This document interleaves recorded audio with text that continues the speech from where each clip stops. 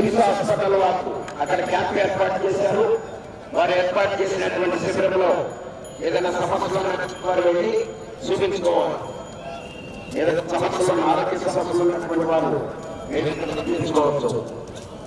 Office దగ్గర Indira post అధినేత మండల వెంకటరత్న గారి బండి ఏర్పాటు చేసినటువంటి ఆ బండి పక్కనే కిమ్స్ హాస్పిటల్ వారు శిబిరాన్ని ఏర్పాటు చేశారు.